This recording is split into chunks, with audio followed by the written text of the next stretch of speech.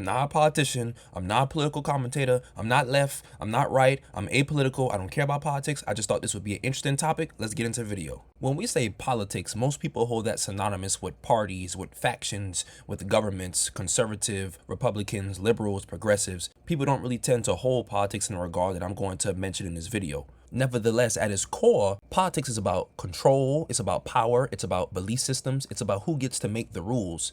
And whether intentionally or not, video games tend to explore these ideas and these dynamics, which is why I thought this would be an interesting premise upon which to found a video. So what many games will do, they'll place a player inside something that already has a structured system. They'll place you in the game that already has a predetermined structured system. When I say that, I mean these systems could be laws, they could be hierarchies, they could be different economies, they could be different factions, and it can also encompass different consequences. You're rarely just playing as just a player in a game. You're being dropped into something. And when you're in these environments, certain questions can arise. Questions like who holds the power, who has the most to benefit, conversely, who is the one who is more likely to suffer, and more importantly, who is going to enforce said power, and who's going to enforce the consequences, and who is going to be the one to deliver the suffering upon those who will suffer. Let's start with factions. So games often split the world into factions with competing worldviews. Each faction believes that they are right and that they are justified and that the other one is wrong, and they just refuse to see each other from their own respective perspectives. Does that sound familiar? Sounds just like real world politics and government, does it not? And these factors, they mirror political parties in the real world. They have different values, they have different solutions, they have different definitions of order, of freedom, and of progress to propel the society forward. The players often forced to choose these ideas and decide which route they want to go, or conversely, they could choose to reject all of them. Let's give an example. Let's use the Infamous series, for example. We can refer to Infamous First Light with Fetch and Infamous Second Son with Delsin. The DUP is a faction within the game that has outlawed conduitism, so to speak. And a conduit in the Infamous universe is someone who is able to channel a specific form of matter, and they use it as energy, as a power, so to speak. So someone can be able to channel the power of neon, like neon lights. The protagonist in Infamous First Light, she was able to control neon.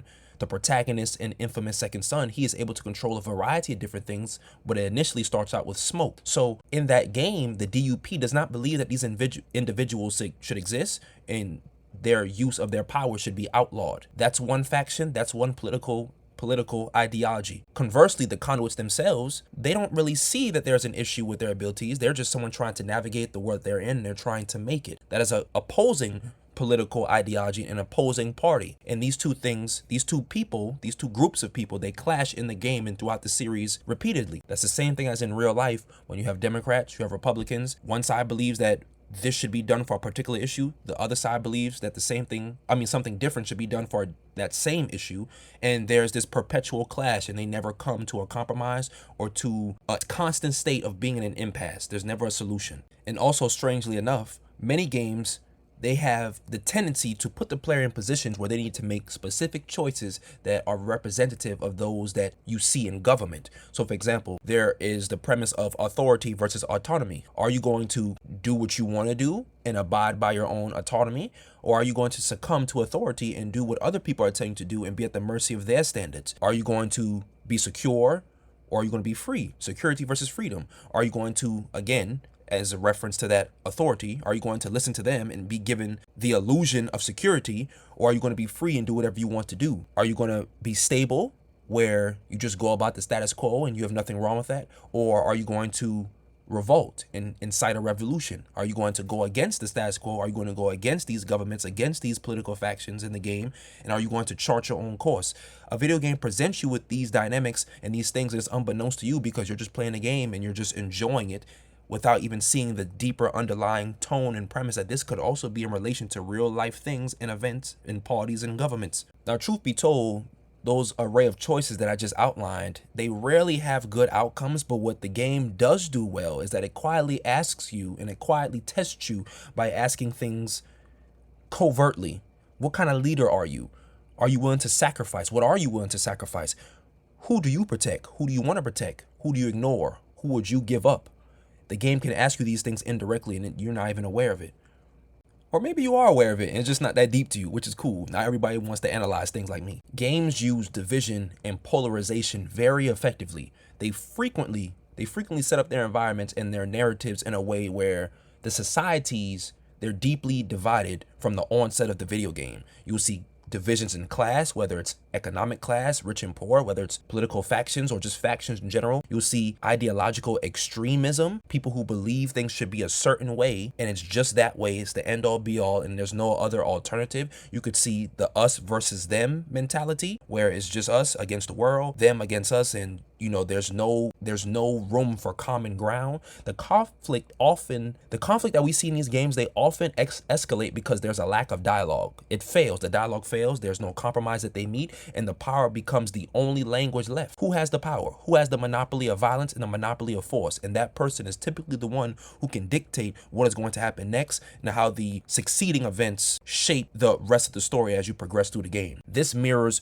real-world political polarization, but without naming it directly. The United States has the monopoly of force because we're seen as the preeminent world power, even though I would argue that there are other world powers too. You got India, you got Russia, you got China, but still, that's how we're viewed. We're not really messed with to the extent as other countries because we're viewed as the one who has the power, who has the leverage, who is someone that you just do not test. It's the same thing in a video game when they try to mirror these dynamics. Now, when it comes to politics and government, games tend to dabble in gray area. There's neither wholly black or white. They rarely portray a government or a faction as purely good or purely evil. Instead, they're inefficient, they're corrupt, they're overreaching, or they're dangerously passive aggressive. Players often uncover how institutions drift away from their original purpose. And the question then becomes, do you reform the system? Do you burn it all down and start over? Or do you just exploit it? So let's use Elden Ring as an example. The Golden Order, Queen America, they're corrupt as hell. The Queen, the monarch, she shattered the Elden Ring, which is viewed as the preeminent source of power and rule of law in the lands between. You have the kids of hers, the demigods, essentially the princes and princesses of the Elden Ring world. They're vying for the great runes. So you have them fighting and scrambling amongst one another. It's inefficient. You also have corruption. You see players and then also you have characters like Ronnie, who stole a shard of the Rune of Death, which was then later used to kill Gawain the Golden, which led to the incitement of the war, of the shattering over that god being killed. So even though she is not a member herself of the Golden Order, she is offspring of someone who once held the position of Elden Lord, which grants her some sort of connection to the Golden Order and the Golden lineage, because those are her step siblings. So in part, that leads to corruption. The demigods are all trying to achieve something that may have not even been theirs to claim in the first place, even though some of them are Empyreans who are rightful and appointed candidates to replace Queen America. This division has just only bolstered the fact that they are overreaching and that they're committing both passive and active acts to achieve that outcome that they may never even reach, especially once the tarnish is introduced into the game. So again, I ask, do you reform the system when you have the regular Golden Order ending of the game, when you become Elden Lord as the tarnished player that you control in the game? Do you burn it all down, the frenzied flame ending? Or do you exploit it, which I would argue is probably Ronnie's ending, where you side with her and you go about her plan so that she is the one who becomes the ruler and you are her consort. That's government to a T. It all relates to politics. Now, is this a problem that games do this? I don't think so. What games do is they just allow experimentation. They allow players to explore political ideas, both about themselves and the ideas of other people, without any real world consequences. You can try authoritarian rule, you can test radical freedom, you can experiment with neutrality and not necessarily picking a side. Unlike real life, games will let you see various different outcomes very quickly. This makes games powerful, very powerful tools for understanding political complexity. Another big part about government is propaganda, controlling the narrative and the truth. Many games explore these controls of the narrative by things like histories written by the victors or media manipulation, controlling who runs things, who controls the media, who controls the news that you receive. They use information as a source of power and as a source of leverage. And players often discover that what they were told at the beginning wasn't necessarily true or wasn't necessarily right. You were led astray. And this mirrors real world politics, where perception can matter more than reality. What can you make people believe, not necessarily what can you tell people that's true? This matters because games don't tell us what to think politically. They just show us how systems behave under pressure and under different circumstances with different ideologies that may either coexist or conflict.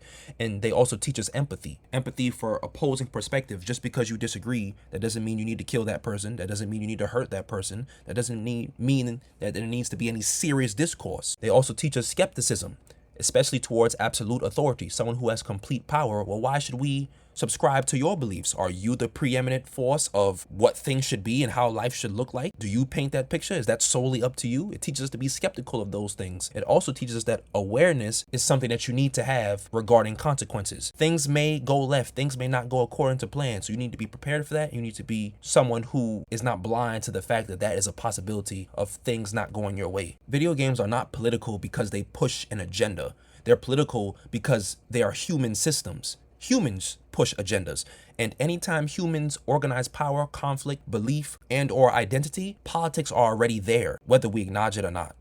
I'm Harlem. Thanks for watching. I'll catch you in the next one.